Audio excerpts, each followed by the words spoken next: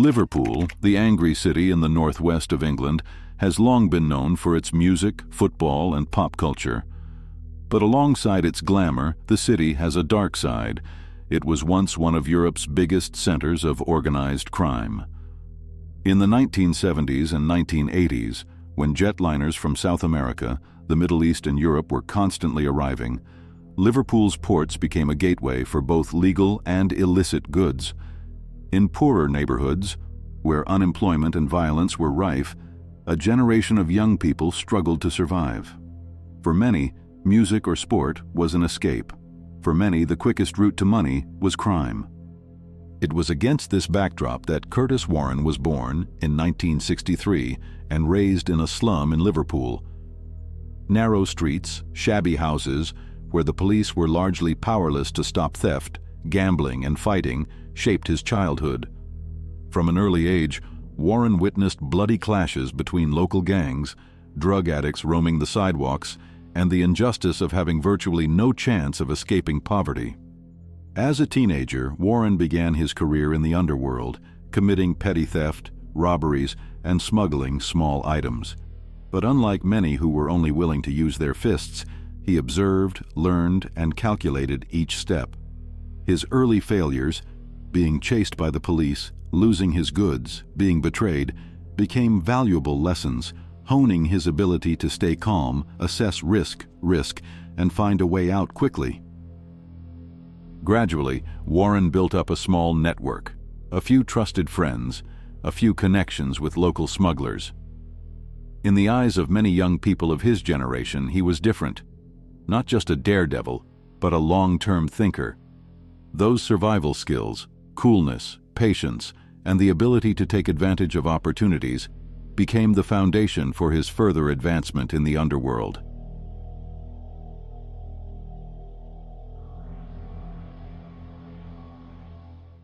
Curtis Warren was born in 1963 in a Liverpool slum where theft and street gangs were commonplace.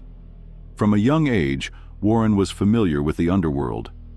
But unlike many of his peers who relied solely on strength, he soon demonstrated intelligence and calculating ability, quickly becoming known as the Lord of Liverpool. Warren's childhood in an environment with few opportunities quickly led him to engage in petty criminal activities. He started with petty theft, robbery, and local smuggling, learning to observe, calculate, and avoid the attention of the police. These experiences not only helped Warren earn money, but also trained him in survival skills in harsh environments, from recognizing danger to managing stressful situations.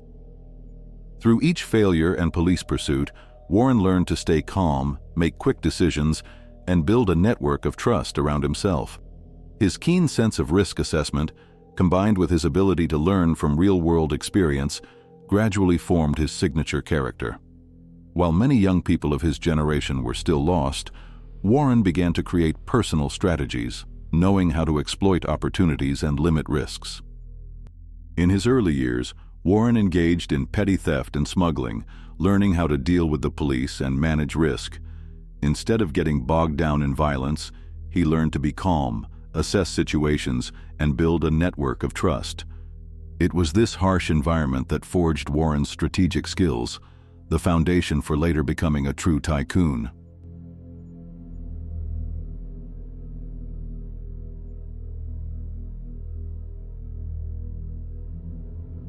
By the 1980s, Liverpool was experiencing a heroin and cocaine boom. The port became a transit point, creating a huge underground market. In this context, Curtis Warren, after years of violence and poverty, quickly saw a new opportunity. Compared to robbery or street violence, drug dealing offered higher profits and fewer direct risks. Warren understood that instead of getting into fights, He could use his intelligence, calculation skills, and social connections to generate a steady stream of money. This was when he began to develop a strategic mindset, analyzing the market, learning about transportation and distribution, and learning how to hide his activities from the police. From small transactions, Warren gradually established relationships with experienced people, learning how to organize the import and distribution of heroin and cocaine on a large scale. His ability to manage risks and his wisdom in management quickly made him stand out. Not only because of his wealth, Warren was noted for his discreet, organized, and unobtrusive management style. It was the decision to turn to the drug market that marked the turning point in Warren's criminal career. From a small-time criminal, he began to create his own position, control important links, and gradually build his reputation. This was also the foundation for him to go deeper into the international criminal world, thereby affirming his position as the boss of Liverpool in the following years.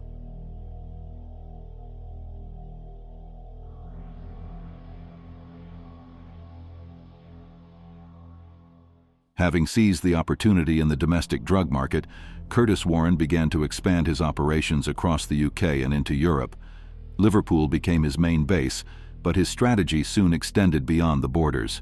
He focused on the Netherlands and Belgium, important gateways for cocaine and heroin from South America into Europe. Warren's approach was one of caution.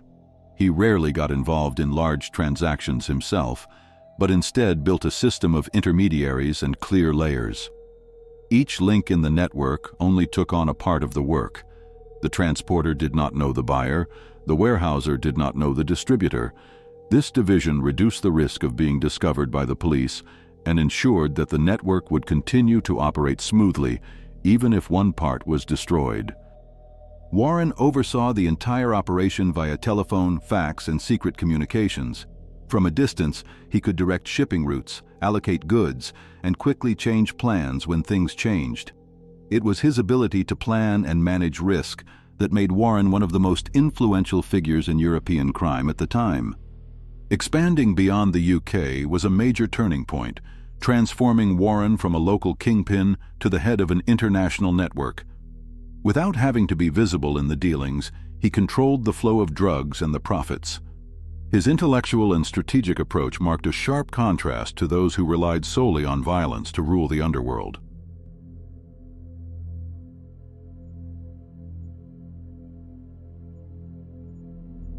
Once the domestic drug network was established, Curtis Warren began operating as an underground businessman.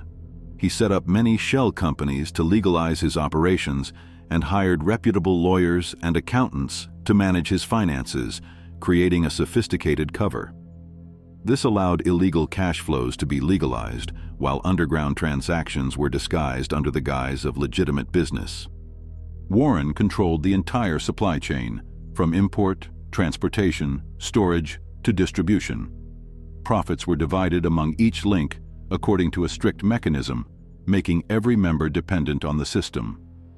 To conceal the cash flow, he applied many sophisticated money laundering methods, from investing in real estate, opening legal businesses, to participating in financial projects.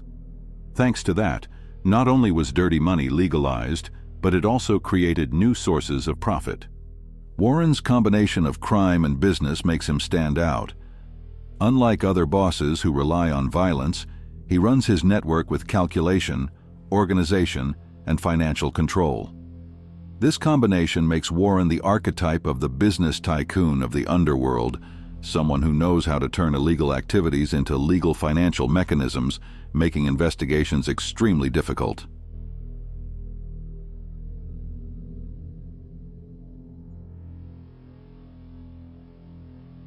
After successfully building his domestic network, Curtis Warren began to expand internationally.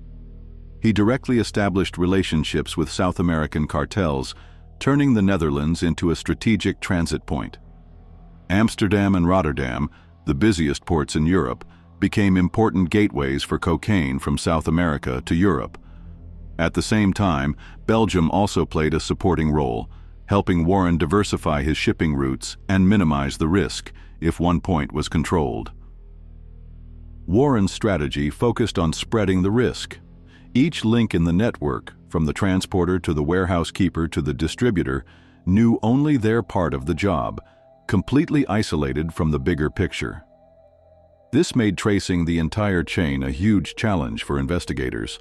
The drugs were cleverly disguised in legitimate cargo containers or in complex shipping methods, making it easy for the goods to pass through customs. In addition to the shipping system, Warren also set up secure communication channels, encrypted phones, faxes, and secret meetings. Thanks to that, he controlled international partners and supervised each shipment without having to appear directly in the transaction.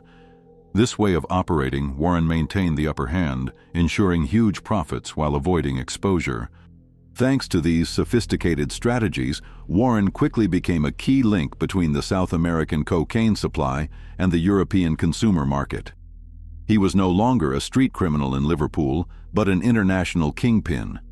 As his scale grew, Warren's name was mentioned alongside the most notorious drug lords, making him a symbol of a modern generation of criminals, where intelligence, strategy, and network control became the most powerful weapons.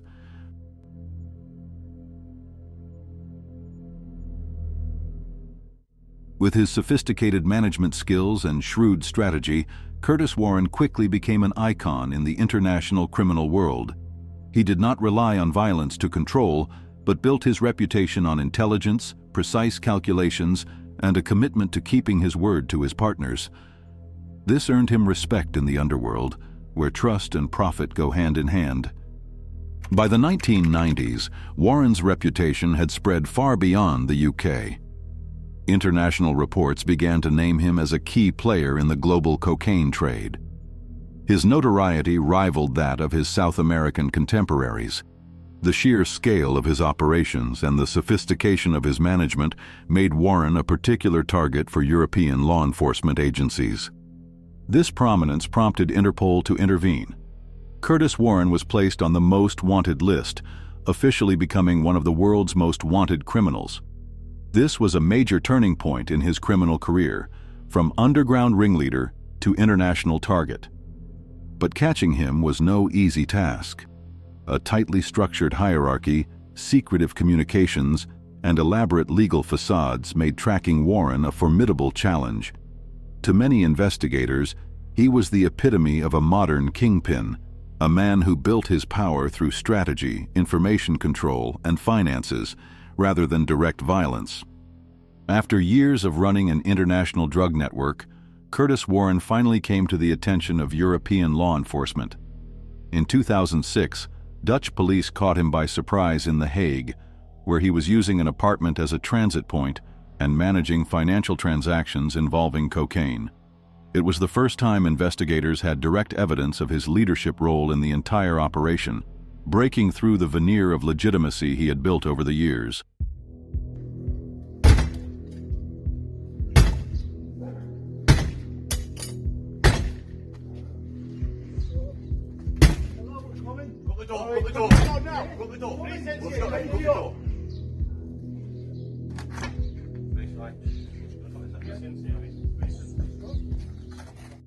The investigation revealed the sophistication of Warren's operations.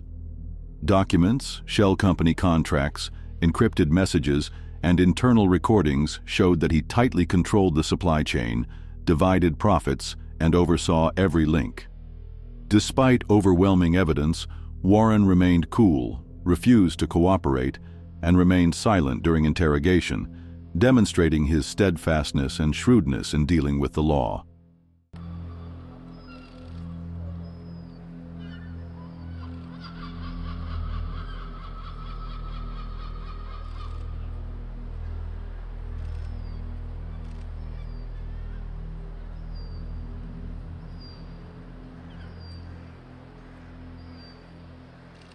In 2007, Warren was extradited to England to stand trial.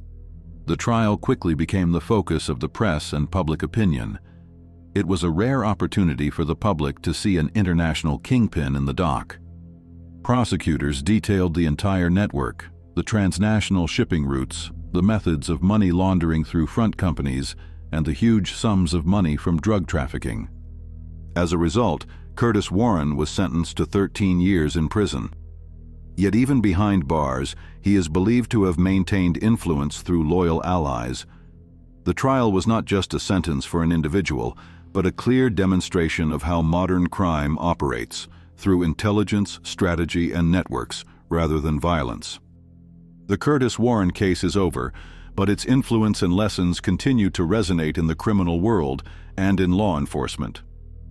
Warren was not the type of criminal who relied on violence to dominate. Instead, he built his power through intelligence, strategy, and the ability to manage complex networks. His image as a kingpin shows that in the modern underworld, power comes not necessarily from guns and bullets, but from the sophisticated control of information, finance, and international relations. Warren's network stretched from South American cartels to Dutch and Belgian ports, operating drug supply chains hidden within legitimate businesses.